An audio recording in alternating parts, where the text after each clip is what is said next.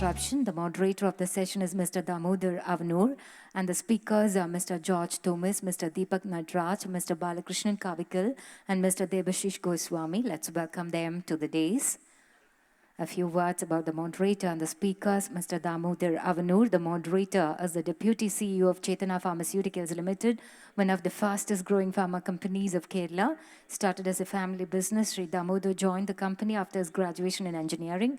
He developed a niche market for the high quality product of the company in the field of eye care and made it a leading player in the segment. Sri Damodar is involved with Small Scale Industries Organization and is currently its state secretary. He's also the Deputy CEO of Shilpi. Mr. George Thomas, founder and managing director of KPLF Advisors India Private Limited, is one of our speakers. Previously, Mr. Thomas was a partner at India Value Fund Advisors Private Limited, where he served from 2002 to 2011. He has served as the director of Pfizer Pharmaceutical India Private Limited. He has also served in Power Cell Battery India, Hindustan Unilever, Brooke Bond India, BPL Soft Energy Businesses, etc. Mr. Thomas completed his post-graduation in history from St. Stephen's College, University of Delhi. Our next speaker, Mr. Deepak Nadraj, is the Managing Director of Arin Capital, member IC at Xfinity, Aruha and Saha Funds. He helps founders grow and create value from ideation through exit. Deepak also structures, sets up and raises capital for Arin's funds and startups. Yearly 2008 through yearly 2010, Deepak was CFO at Sequoia funded tech startup, which exited to a leading mid-tier IT outsourcer. Yearly at Infosys, he headed strategic initiatives and was Chief Risk Officer. Deepak is a chartered accountant and a charter member of TiE Bangalore. Mr. Balakrishnan Kavikal is the Managing Director and CEO of Servian Global Solutions. He founded Servian along with 4 other partners in 1995 to promote and provide strategic consulting, systems integration, and professional services for the contact center industry. Today, the company is a global leader in the custom interaction management space across several industries. Mr. Balakrishnan brings with him 26 years of experience in telecom and IT. He holds a bachelor's degree in electronics and communication engineering from NIT Surathkal. Sri Debashish Goswami is the Deputy General Manager, Strategy and Product Development at Bosch. He's a strategy, new product development, open innovation professional with around 14 years of experience, currently creating new business opportunities for Bosch India in areas beyond the conventional focus markets. His specialities include new business development, product introduction and management, strategic planning, etc. And his competency lies in incubating, developing and commercialize new products. His ability to work across multiple technology domains, generate insights and create business opportunities is well acknowledged. And now over to the moderator. Good afternoon, ladies and gentlemen. Thank you, Priya, for your words of introduction. You know, the organizers thought that there's so much to talk about innovation and disruption that they decided to have a back-to-back session. I think Rajesh is the culprit. Hari and his team had a cakewalk. They spoke of everything, and we are left with nothing to speak about. Anyway, we'll make this session innovative and disruptive. I have a wonderful panel out here. And you know, as this earlier session was going on, we made notes on how to tackle our session fruitfully to keep you awake for the next 1 hour or so. From a manufacturer's point of view, who does a little bit of innovation, you know, there is a lot of risk when you go in for innovation. You have to have conviction that your idea is good. You have to have the tenacity to hold on. You'll, as one of the earlier panelists said, keep on losing money. You should have the strength or the wherewithal or borrow, beg, whatever it is to hold on till your idea comes to fruit.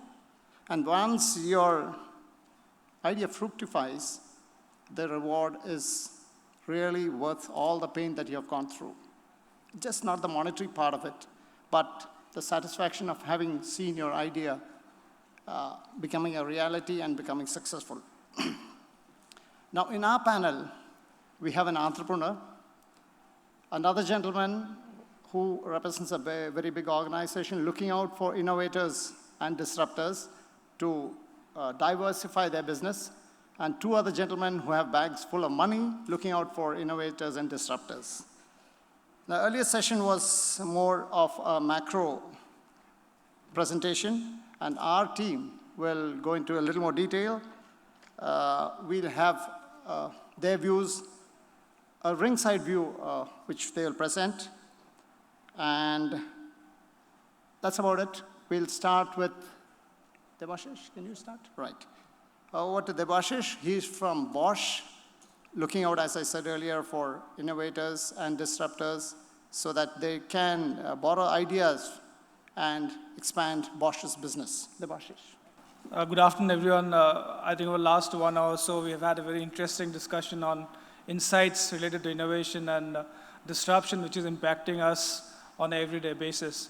So today I take the opportunity to talk in brief about Bosch India's journey into innovation and how we've been trying to create our small disruption model, looking at the environment and the impact that it creates for the country and for the organization. To kind of quickly take you through, Bosch is a $48 billion revenue, billion euro revenue company and invests heavily in R&D, does almost about 5 billion euros every year on innovation and technology spending. And its presence is throughout the country. It's been present for a long time now. And across, if you look at the map, it's spread across the whole length and breadth of the country as of today. And as I said, it's a pretty innovative company and invests heavily in R&D. And for example, in 2010, it applied for almost 3,800 patents globally. And our strategic focus happens to be on 3 parameters, which is focusing on customer excellence, striving to be the best, and something which we call shaping the future. And that is where most of our interest lies as to how we can create and shape a better future for the society. And today, as we see, there are multiple emerging megatrends which are impacting us on a daily basis and also impacting our lines of businesses, be it demographic shifts, be it the urbanization, be it the connected world factor. As we know today, we are heading towards a hugely connected society, and almost about 7.3 billion people expected to be connected globally. And this has impacted our lines of businesses, which has resulted in we kind of having to rethink the way we approach our traditional businesses and look at innovations and create innovations which can meet and sustain in the requirements of a new connected world. And here's an example of a e-mobility solution which we created in Europe, which is a kind of a charging solution for electric vehicles, wherein it helps and facilitates to find charging spots for electric vehicles throughout the continent. And this is, again, a totally wired solution. But again, when we look at the picture from an emerging market like, say, India, the whole context changes. We have our very specific requirements, very specific needs, which has to be met with a different, I would say, approach in terms of innovation, in terms of the context setting from an India perspective. And that is where we came to look at how we can create solutions which can meet the specific requirements of the Indian subcontinent. So more or less from an unstructured approach that we had earlier, we kind of looked at what we say an exploratory approach. We looked at something which we call the scent of money, where the investments are flowing in, where the companies are investing more money, where the startups are coming into, where the VCs are putting in more money. And the areas, the technologies are something which we looked at a wider platform. And from that, we kind of came into our own set of areas which we believe has the potential and has the relevance from an India perspective. We again looked at, as I said, societal impact and also looking at it from a mid-market to a BOP kind of a perspective. Also looking at scalability. What we have seen from an India point of view is that a lot of businesses, we are looking at specifically the product businesses, reach a certain stage, but after that, scalability becomes a huge issue. So it's kind of, as we say, a graveyard for pilots, for innovation pilots. Once the pilots are in place, pilots are working fine, at say at 10 places, 100 places, but post that, the scalability becomes a big challenge. So we look at how we can manage scalability better from an India context. Also, we looked at long-term sustainability and also looking at the investment perspective, we also said fail fast, fail cheap kind of an approach. Again, we kept asking the three major questions which always was in our mind, which was, is the opportunity real? Can we win this opportunity? And is it worth following the opportunity? These are the three questions which we asked across all the initiatives across the sectors. Again, we realized that we should focus on a few key verticals instead of approaching the whole gamut. And so our key focus initially has been on healthcare, on energy, on agriculture from farm to fork, and on sustenance basically, which is areas like water, etc. And so we looked at two perspectives. One was what we have internally, and second perspective was what we can leverage from the ecosystem outside, which is like an outside-in innovation or an open innovation kind of an approach. At the same time, we also realized that to enable the innovations that we have in mind, we need not be bound by geographic limitations. So we said we can be patriotic about the problem, be specific to India, but we can be democratic about the solution. The solution can come from anywhere across the world.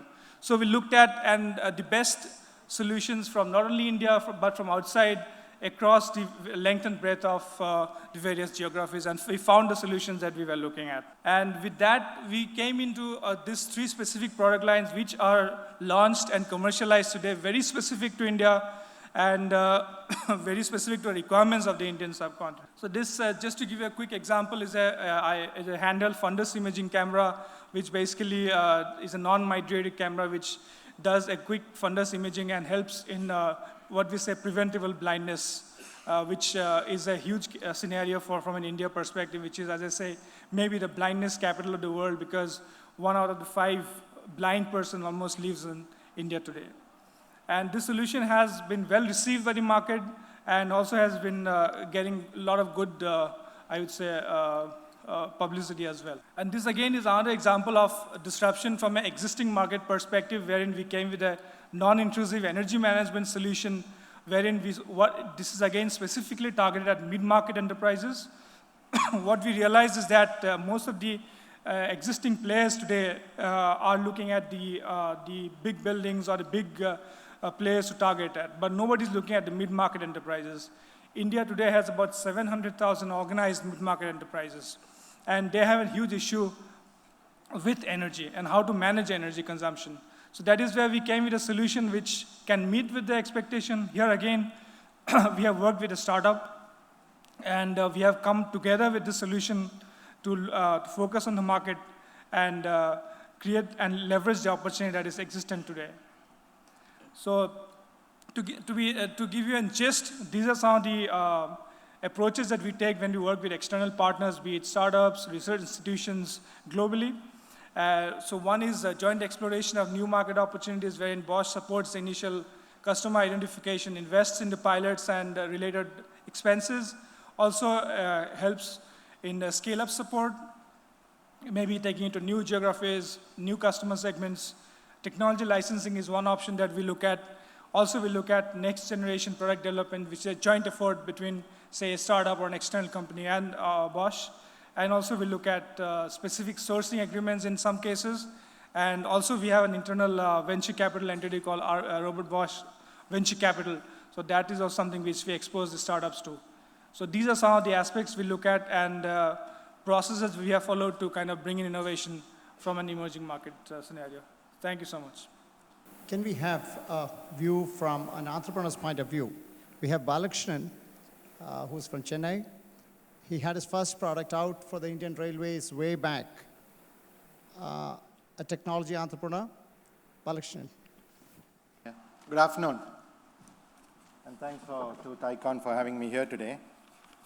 Great to be coming to Kochi.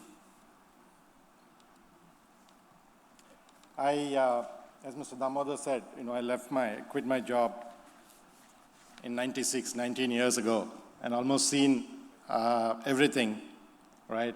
Failures, success, raised money 3 times, set up Servion in the US before getting to where we are today.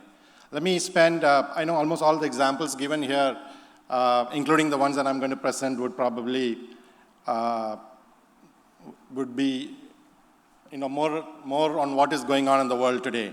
But let me try and see whether I can kind of change the topic. It's very tough to be the 6th speaker on the same subject. and to be prepared to see what others would have said before you. If you look back at innovation, the whole world, right, the entire progress, generations of progress as the world moved from agriculture to industrial to service to internet of things to customer experience economies that we talk about today. All of them have happened on innovation. The very human progress and success is, I think, rooted in innovation. And if you look at through the generation, there are two kinds of innovation that all of us talk about. One is the sustainable innovation, more of incremental innovation, and the other is disruptive. And I think the biggest difference that we see today, if you take an automobile industry as an example, after the invention of automobile, we saw vehicles becoming faster, better, much better fuel mileage, and so on and so forth, which was kind of incremental in many ways, before we start seeing much more disruptive in those industries, with gas being replaced by batteries, and now things like driverless cars.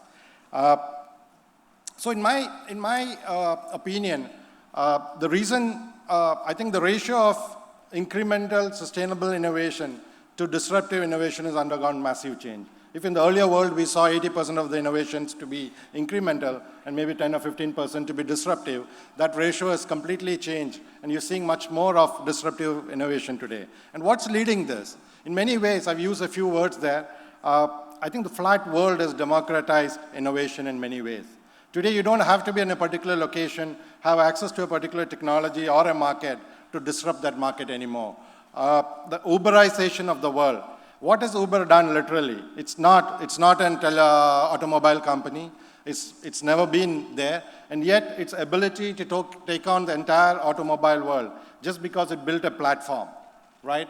And had access to huge amount of data has changed that industry's complexion. We talked about Airbnb here in the earlier conversation, which is again the similar concept. And this happening across industries. The fact that huge amount of data is being generated by each of us through each of the mobile operations, through the Androids and iOS, and each of those OS that we use in multiple devices. And the fact that someone has access to this information, and our own approach to privacy and things like that, while we speak about it, in reality we keep giving so much about each of us. And other organizations' ability to pull that data, build a platform and use it, and create technologies that can disrupt existing large organization is where I think the key difference is. Add to that access to huge capital. I mean, the earlier gentleman, Mr. Natarajan, spoke about it. Sometimes these days, some of these investments looks more like gambling than even investment. And that's, as an entrepreneur, I think you can't be in a better place than that. People are willing to take more risk. And some of the valuations we are seeing today is unbelievable. And more importantly, ability to formalize creative thinking. There used to be an age where creative thinking came from, you had the left brain people and right brain people. I think those things are undergoing change. Ability to organizations and individuals to go through formalized creative thinking is extremely high. The other big difference I see is, typically, look at how I started, or our generation of entrepreneurs started. A lot of it was rooted on individual excellence. We had a skill, we had an ability, we went into the early, got into the IT industry very early, especially from an Indian context, that gave us access to a set of technologies and knowledge, which then we used to start companies. And so it was hugely dependent on in the individual's ability and brilliance. Today, our ability to look at a problem that is available there to solve, and then find out how do I solve that problem, even if I don't have that capability, I think is tremendous. Again, the whole access to information, access to technology, access to what's going on around the world, and ability to find a pain point at a customer's or a user's thing, and use that to create, to find a solution, and start it from any corner of the world, is what I think makes it so unique and so different. And entrepreneurs are now in the process challenging large organizations. We saw several examples, I won't go into it. New business trends, and we'll speak some of that. So in many ways, in my opinion, the world is getting flatter and flatter for entrepreneurs.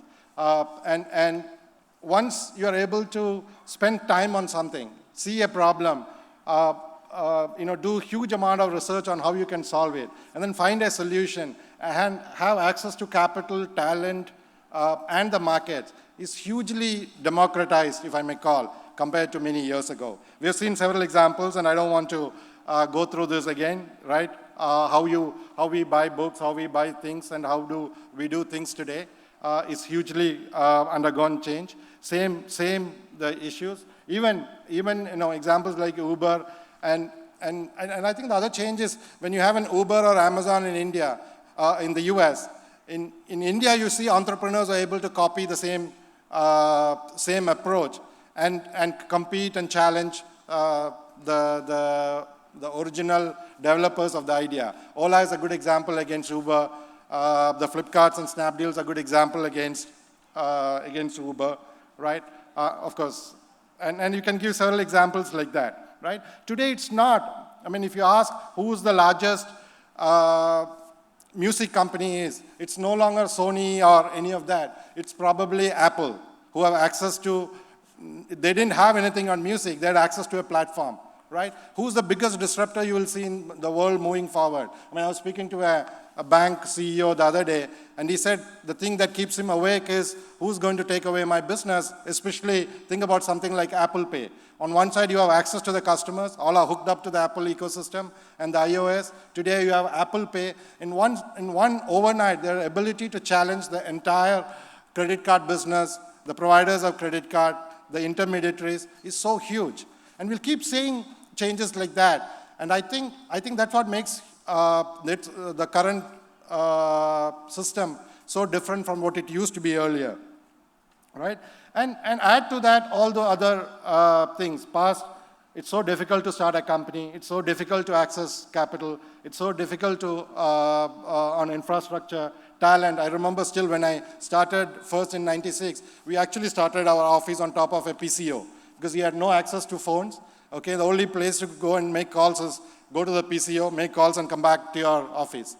And how the world has changed. I mean, I keep saying, he mentioned that our first solution was to the Indian Railways, which is the 1361 number, where you call Indian Railways and find the status of your tickets and arrival, departure of train and things like that. I mean, when I tell my daughter that 20 years ago, we actually went to a railway station, stood in the queue for 4 hours, bought a ticket, and got a waitlisted ticket that you don't even know whether you're going to travel. And remember, on the day of the journey, you go there, see those reams of charts, see whether your name is, and then you know whether you're going to travel that day. Move forward and see where we are today. And that whole thing has been driven by technology. Technology provided by, many of that provided by entrepreneurs, small companies, who are able to find some problem which is different, or something which is available elsewhere which is not available in the country, and constantly use Indian techniques, which is the frugal way of doing stuff, and continue innovating. Examples are, for example, Nano, the Bosch example, a few that I saw there. Those are, I think, unique Indian example. We have here access to huge market. We have, the bottom of pyramid thing. We have our own core strengths, which I don't think the Western world has, which is frugal engineering and the education system and things like that. And add on top of that the access to the market and what's going on around the world. I truly believe that we have an ability to change the world very different from what others are. So those past challenges are not there. We spoke about some of the advantages that we have today, and we spoke about some of the things. If you have an idea today to access, do research, find, get deeper information about that problem, is extremely high. Leverage your network, your friends. Networks are two ways. One is the network that you have among your friends, but also the network that you're building by creating addictions. Right? Today, the strength and Facebook or Google has is the fact that number of people on that platform is much more, and it's so difficult for an incumbent to disrupt them, right? Or a new player to disrupt them. Build a learning culture. I think culture is a big part of how you build future organization. Undoubtedly, if you ask me a single most important thing, it's culture. Look at there are still companies which are like Google, large corporations which is successful in creating a culture that's innovative, in creating people who are free spirits within the organization, giving them a little bit of elbow room to experiment. A lot of work that we have done, a lot of new products that we built didn't come because I thought about it. It's because the ecosystem and the people who are in the field, meeting customers, and creating an environment, we are able to take that inward and making use of those strengths, right? Okay, and I think there's several concepts on startup. While it's still 7 out of or 8 out of the startups die, I think it's getting a little better. I don't know how many of you have read these books like Lean Startup and things like that, where there are concepts coming to try out what your concept is. There are more opportunities to figure it out, test market in a smaller market before you launch it, make it, so there are so many more opportunities and concepts today that is built up. Even large companies making use of them, entrepreneurs in residence, trying to create a culture where entrepreneurship is kind of breeds within the organization. And to me, that's a big part of who we were in the Servian journey. Lastly, just believe in your dreams. Just think about me. I grew up in Trichur, went to government high school, went to St. Thomas College, went to engineering, worked for 10 years, and set out, had huge amount of failures. I keep telling everyone, I succeeded not because I made less failure. I failed less number of times. I'm the CEO because I made the most number of mistakes. The only difference is, I learned from that and kept growing. If you keep repeating the same mistake, then you are an idiot. Might as well give up. But if you're finding new ways to make mistakes and learn from it and quickly make changes, I don't see any reason why you won't be successful. Thank you so much. Just believe in your dreams. Fine. Now, we have George Thomas, who's got a fund of 125 crores to invest in food and agribusiness. Incidentally, one of our charter members, Nawaz of Eastern, too, has a stake in his company. Let's hear from George, your experience, and how do you go about funding and things like that? Thank you so much. And as you can see, I've struggled to sort of put this microphone on, so I'm not a technology person. But what I'm going to share with you is my experiences with innovation and disruption. And if you go back 33 odd years when I started my professional life with a company called Hindustan Levers, they were facing an existential moment in their lives. There was this young Gujarati gentleman called Mr. Karsan Bhai Patel who had launched something called Nirma. And our entire business was shaken, and it took 10 years to respond to that particular phenomena. But eventually, the company did respond. There is something called Wheel, which emerged.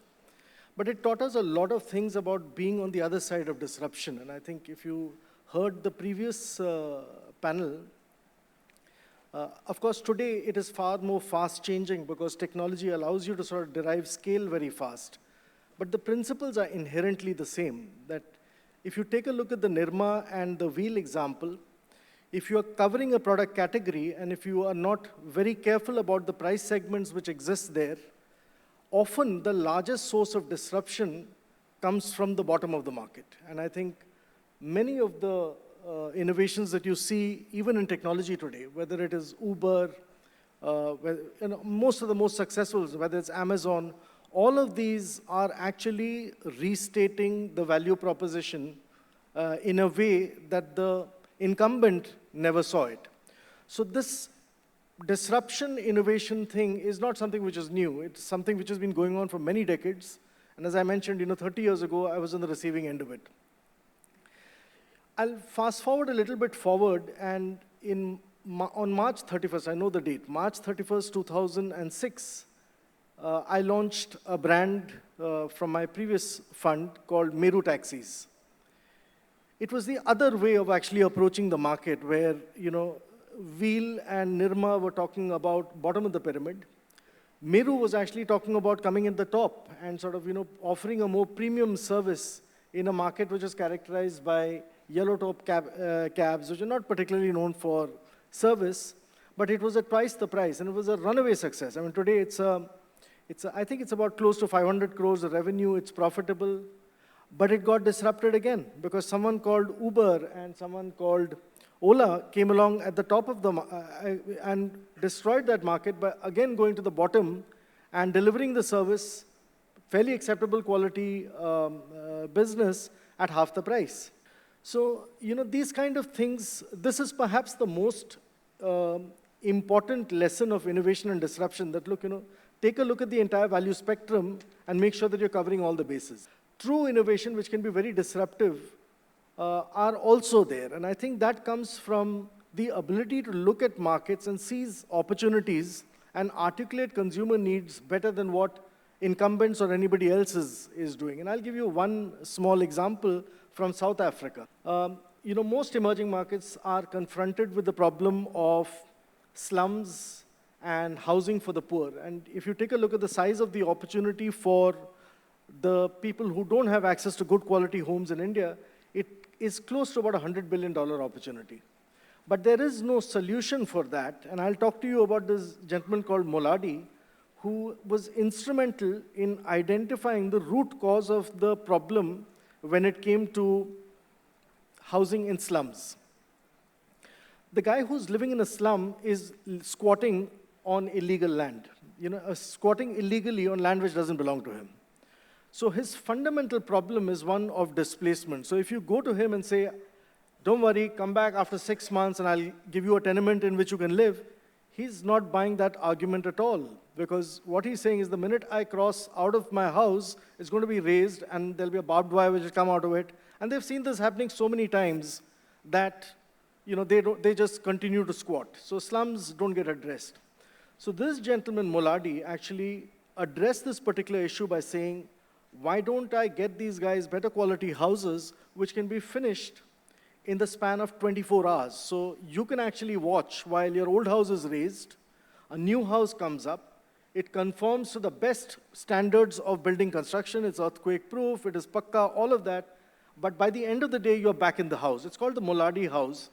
And I've just incorporated a company which is actually doing this in the southern part of the country called Janashray, which just does this principal gap in the market being addressed. That is, people who are living on land and are poor do not like to be dispossessed. Very often, the answer for low-cost housing comes in the context of rupees per square feet. People will tell you that, look, the CPWD rate is 1,600 rupees, so if you can do it at 1,200, it's low cost. But these poor people are willing, of course, they have a price constraint, so if you can give them something around 1,200, 1,300 rupees, it addresses one of their constraints, but their bigger constraint is not addressed, which is they don't want to be displaced. So when we talk about innovation, I think the most successful ones and the good ones that at least I have seen in my professional life, and the ones that I like to back with capital, are the ones which are practical and have actually found some area to address, and which is credible, and it is not only credible to the guy who's actually spearheading the idea, but also to the other people in the ecosystem who are either financing it or supporting it in some other way. So that's my brief introduction to innovation and disruption. It can be very painful when you're getting disrupted, but it also stimulates a lot of thought in terms of saying, when you look at categories, when you look at markets, there's always opportunities at various ends of the market. And I think the best examples of what you're seeing in the market today are of people who actually read their markets and categories or new categories before anyone else did. George, HLL started Wheel to take on disruptor Karsanbhai Patel, isn't it? Right. That's right, yes. Now we have Deepak Natraj, another person with a lot of money in his hands. He's into education and healthcare. And incidentally, he is suffering from disruption because he's not finding a way to get out of the companies that he's invested in. Deepak. Okay, so I'm going to speak now a little bit about what we as, or I wouldn't like to say we, I as a VC look at when I'm looking at an investment. I did listen a little bit to people saying that there isn't enough money in Kerala. I think you're welcome to come to Bangalore. There's a very vibrant angel and seed network, and you can get your first checks there. I'm also very happy to note that we have seen a few startups out of Kerala, and typically what I do notice in them is a kind of common underlying theme is that technically they are very, very sound. Most of the other startups we see, especially those coming from Bombay or Delhi, are generally around business models. But the ones coming out of Kerala are more associated with hardcore technology and technology ideas. So, I mean, you can make what you want out of that, but that's the way we see it. So if nothing else, I definitely say that there is money. Maybe it's not here. And it's not necessary every time that you take money, you need to relocate. Okay, so having said that, what do we look at? We basically look at a few things. I'll summarize it in time, space, people, models, and finally the use of capital. People were talking about disruption here. I'd say if you choose any existing legacy business today and you start identifying where the fat cats are, how do you recognize fat cats? You take a business's P&L, even if it's public data, and you look at where they're making their maximum money. We're talking an era of technology, and we're talking an era of people accepting technology as something ubiquitous to their living. True disruption for all established industries happen when disruptors, innovators come and start stealing their lunch. So you come and look at, for example, a financial services industry and say, hey, there's this particular aspect of the business which swallows a lot of fees. But when you look at the business, technology can change it, and your question would be, why are we paying this kind of money for this particular service?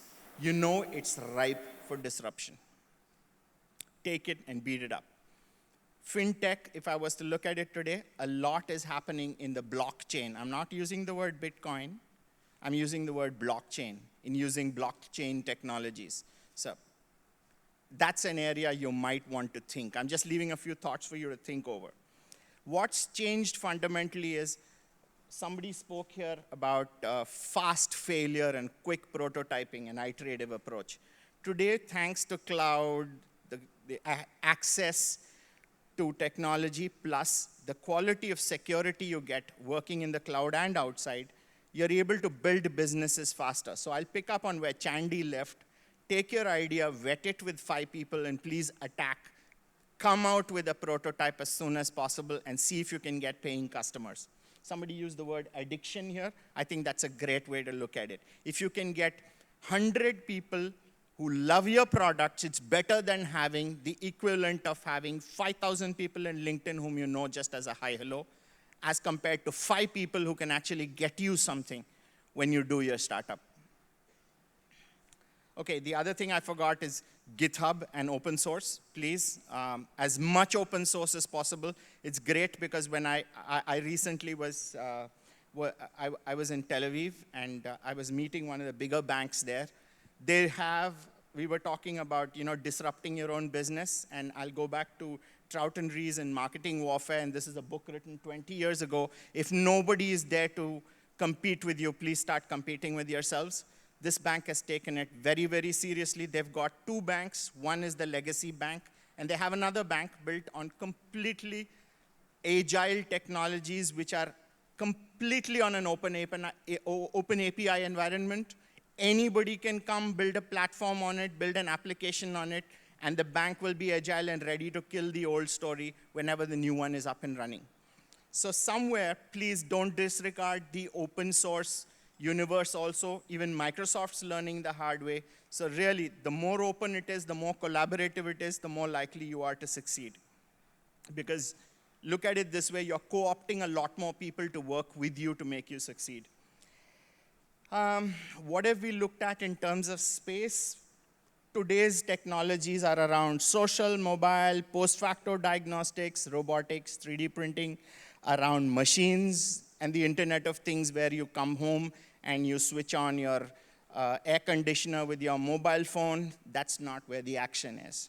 If any of you follow F1, just look at the amount of data one car throws up in one race. The real IoT is in industrial IoT. It is not in consumer IoT alone. So that's one of the biggest white spaces that you people can build into. You're highly likely to succeed even if you do badly. if I look at implantable devices, we're looking more at things which are in the bionic space, made of titanium, seamlessly become a part of your body. I would look at nanotechnology in medicine, because that's where the future is headed.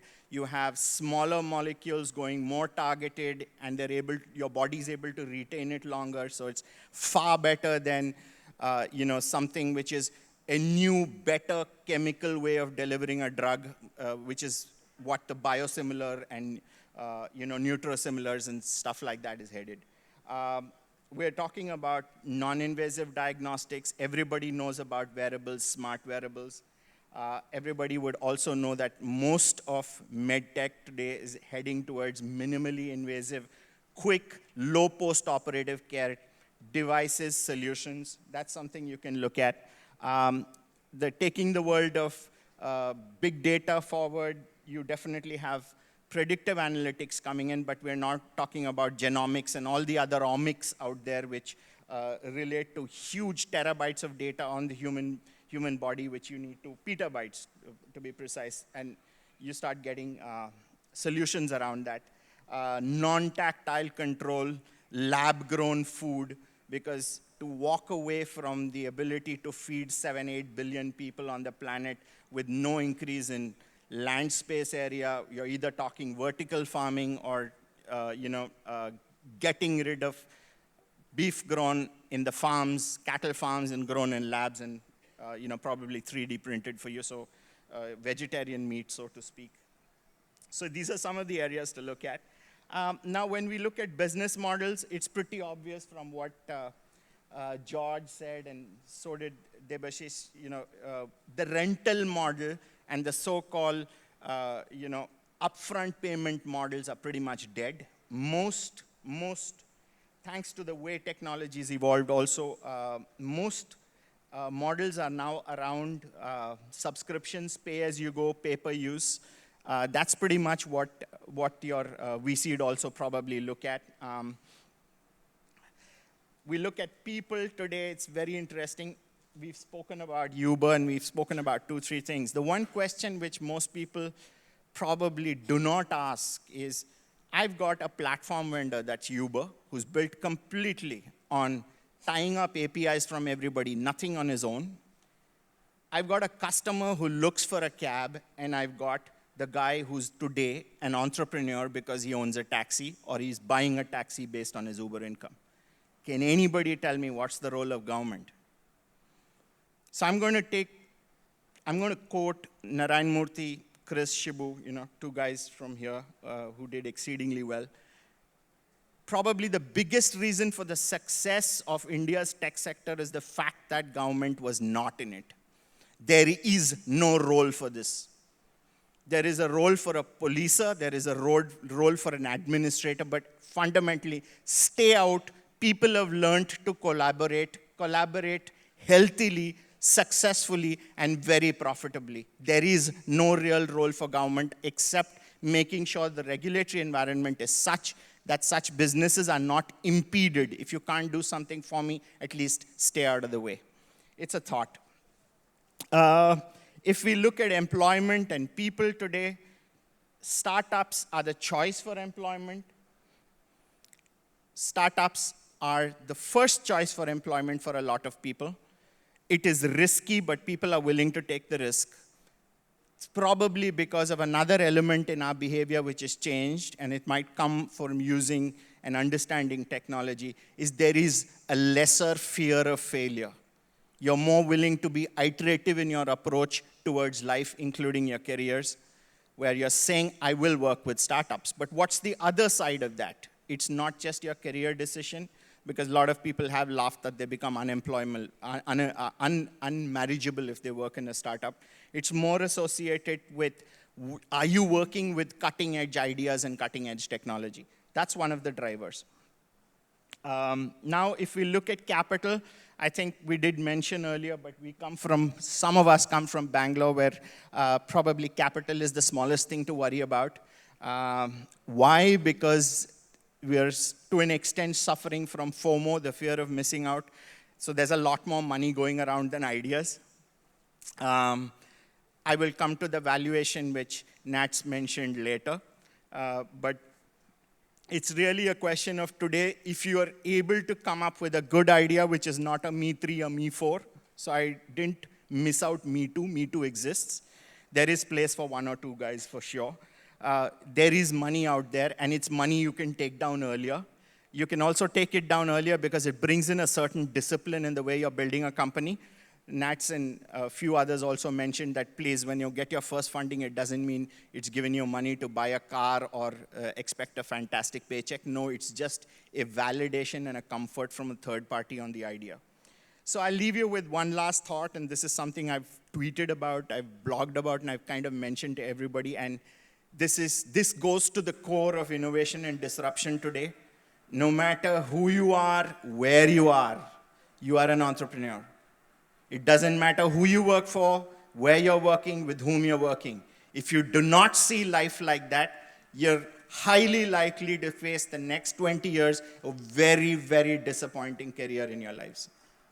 That's all. If I could just add 2 points to what Deepak mentioned. One, we overemphasize the role of government and stuff like that. I'll give you one example, because if you take a look at a lot of the disruptions and disruptive innovations which are happening in this country and outside are hovering around the theme of people who are reading regulation differently from the way it's written.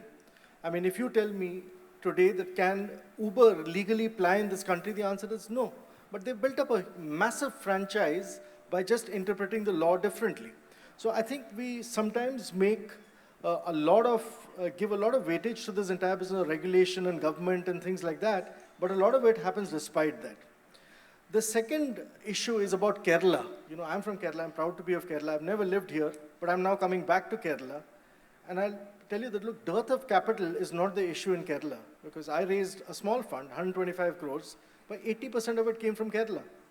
So there's a lot of money. So it is not that Bangalore is some great place where there's lots of money. Of course, there is Bombay, Delhi, all of these places have traditionally have money. Kerala money has always tended to be a little bit more conservative and silent, but it's there. So, don't live under the impression that, look, if you've got a good idea, you've got to go to Bangalore. I think there's enough which is happening in the state by itself. But the Kerala money went to Bangalore. That's where you're investing. No, it really doesn't matter is the point I'm making. Because, if you've got a good idea, it doesn't matter whether you are in Swaziland, you'll find the money for it. That's good news. We'll take a few questions.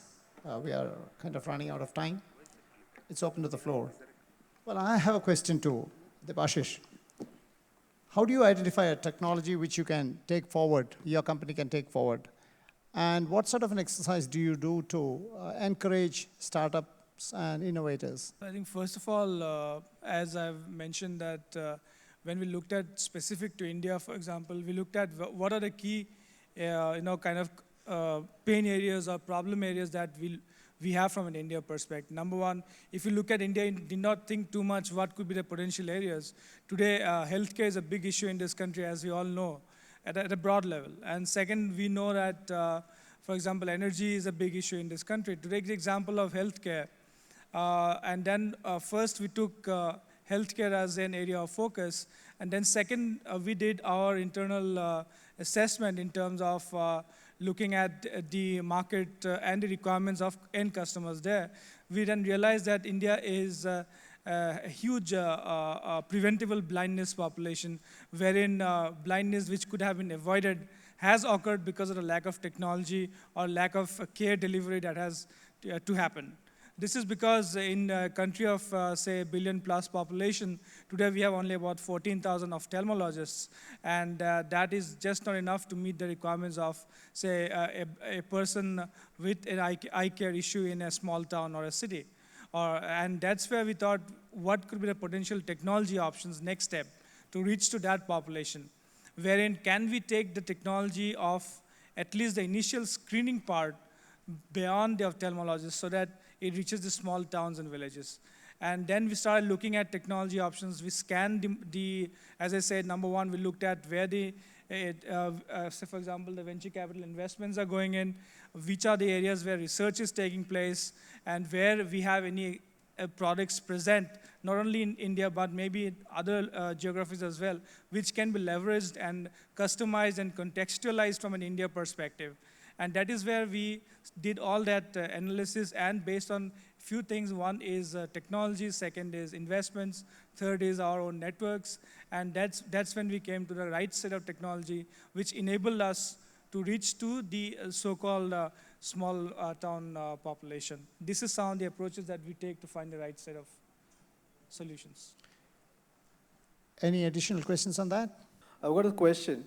We mentioned that you had a small fund of 125 crores in Kerala, and Mr. Deepak had the fund running in Bangalore. What are the typical returns that you're expecting out of these funds, and what is the range? Typically in the US, I think 7 million is something is to qualify for a VC funding. Is it the same in India, or is it a little different? Returns is a state of mind, who's seen it. But typically this is risk capital, so, you would look for, and if you're going, the earlier you go, the higher the risk. So therefore you would look for some multiples which are much stronger multiples over bank rates of return that you would get. It is not unusual in the early stage parts of investing to have delivered returns of 45 to 50% IRRs in good successful businesses. But that's an aspiration. But if you ask me the kind of returns that, say, investors would be happy with, anything plus 25% on a sustained basis would be something that people would be quite happy to look at. And if it's international investors, obviously, they would want something which is exchange and adjusted, May I ask a question? Are you asking as an investor or as a person receiving money from an investor? Receiving money. Receiving money from Absolutely. an investor? Absolutely. If you're one of those fortunate guys whom we're going to give money to, expect us to expect 20x or 30x from the investment. Over a period of? If you can get it to me in 3 months, I'm happy. But then if you take 5 years over it, I'm not complaining. Wonderful. I just add to this whole thing of returns, I think eventually good businesses get valued well. And I think, you should not put too much of emphasis on this entire business of, what is the investor making? Because these are people who are putting the last 10% of their money to risk capital, so they are already alive to the fact that, look, there is a possibility that it could be 0, it could be 3,000, so they don't come into the market saying, I want this kind of return. They are looking to sort of, put their capital in an asset class which is inherently known to be risky. I think the interaction between the investor and the investee company should be one of maximizing the value from whatever money that you can get. Because as an entrepreneur, your next round should not be dilutive to you. And the only way that you can do that is to make sure that you use the money intelligently to create superlative amount of value. And I think the best examples are built around that model and not agonizing about, how much of shareholding is left and what is the valuation in the last round. I think George Thomas said it very well. I think the focus got to be how much as an entrepreneur I make. And so the returns are, whatever returns you make, they've taken the risk, they've taken the, put some confidence in you. So it's kind of related. So as an entrepreneur, I guess you're out there to solve a problem and not every day waking up saying that I'm going to make more money. That's more of a byproduct rather than what you're trying to do, the passion, the energy, and the focus that you bring to what to do, right? Greed is certainly a big part of capitalism, let's be honest about it. And I every day wake up, not thinking that how much money I'm making today, but I do believe that in the next 4 or 5 years, I'll make 10 times more than what I'm making today. And certainly, they should make as much because from both the confidence that they have on you and the money that they put, which in my opinion is the ultimate proof of any kind of confidence, I think they should make the same amount of returns. Can someone hand over the microphone out there? Can I ask the question by the time the mic comes there? Yeah. Okay. This is James Joseph, Jackford 335. The question is for George. You mentioned about the situation Nirma versus Wheel. Did HLL ever consider buying Nirma rather than competing? They'll never admit to it, I'm sure, but I'm pretty certain that they would have made many overtures. But I think it was pretty clear that Karsanbhai Patel was a very, very strong entrepreneur who had a deep sense of belief in himself. And what he was doing was something that I don't think he was going to sort of give it up in his lifetime. So that became pretty apparent to us. And of course, in your entire scheme of things, you will obviously do what Nats mentioned, that trip them, work with them, collaborate with them. You try everything. But I think it was pretty clear very early on that buying him out was not enough. Okay, I have a question. I'm from Thai, Chennai. My name is Chandu Nair. Hi, Deepak. Hey, Thanks for... completely invisible. Correct. So thanks for showing the confidence in investing in a couple of my investee companies, which you think are disruptive. So very glad, that you are here again. So my question is, what can organizations like Thai in Kerala do to make entrepreneurs here more innovative and disruptive in a practical level? One of the things I find, having worked even with startups in, say, manufacturing or electronics and stuff, there are no fab facilities. It's easier to do it in software, where there is a lot of things on the cloud, lots of open stuff. But when it comes to manufacturing, for example, there are no hard facilities to help them innovate. Similarly, there are hardly any, makeathons happening or anything like that. So what kind of practical things can Thai Kerala do to actually encourage entrepreneurs to be more disruptive and innovative? Is this for me, For Chandu? anybody. For you, it was a compliment. Well, the only thing that I can say is that, I have attended some of these type of, groups in many other parts of the country, and I was actually very, very pleasantly surprised to see the attendance here and the strength of what is actually going on one floor below. So whatever Thai is doing, don't fiddle around with it, because I think you've got it right. Sorry for taking on, but we now have 2 fabs, one in Trivandrum and one in Cochin coming up, and there'll be another 10 fabs coming up in the next 2 years. Enough money has been provided in the plan for that. So if I may, who's funding the fabs and what's the business model around it? No, on this one, it's basically being done by government, more as a support to encourage entrepreneurship, because one of the big problems is that unlike in a place like Bangalore or in many other parts of the world, we don't have the ecosystem. So we are creating that ecosystem, but it will be managed by young people, not government servants. Okay, so I'll just share a comment. If I was to look at, say, Israel or the US top 20 universities, sometimes it makes a lot of sense to work these by shoving some of the fabs into the univs. Sorry? The 10 are coming up in engineering colleges. Yeah. And the 2, one is at the startup mission in Trivandrum, and the other is in the Innovation Center in Cochin. Which kind of explains it, because I can't understand how a country which probably has 2.5 million can actually look at innovation like this. And here we are sitting and priding ourselves 1.3 going to 1.6. And we can't get private sector without government help to do this. Because there is a way to make money, and those guys have figured it out. Sometimes it's better for us to learn their business models and their ways of working, rather than picking up what products they chuck at us. True. Because so I think the government, what they leave behind, typically, what we can learn is something that is far more useful and far more long. Because I like the idea of 10 or 20 fabs, but if people don't know and they're not going to use it so much, they'll end up like, one of those ghost towns sitting around there with probably only 2 or 3 really used. And those 2 or 3, you really don't need that much funding to get, build them out. The other thing which government has done, and not that it'll be able to do it every year, about 15 young startups were picked up.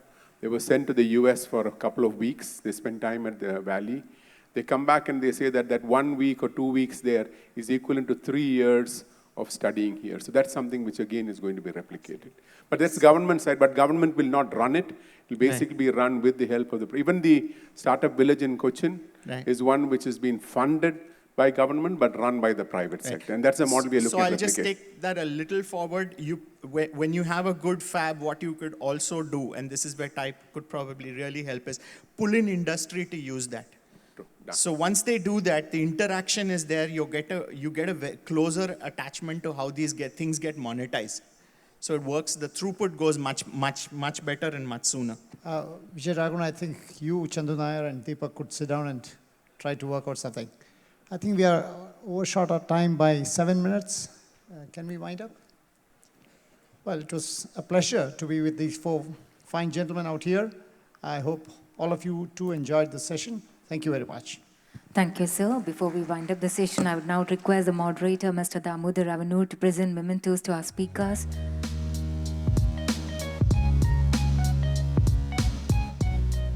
Mementos to Mr. George Thomas,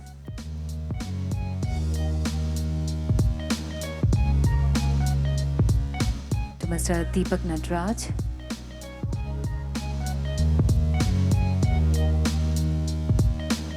Mr. Balakrishnan Kavigil,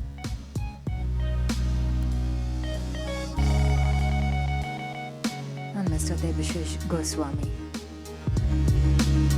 Let me now request Mr. Roy Verghese, Charter Member of TIE, to kindly come over to the dais and present a memento to Mr. Damodar Avanur.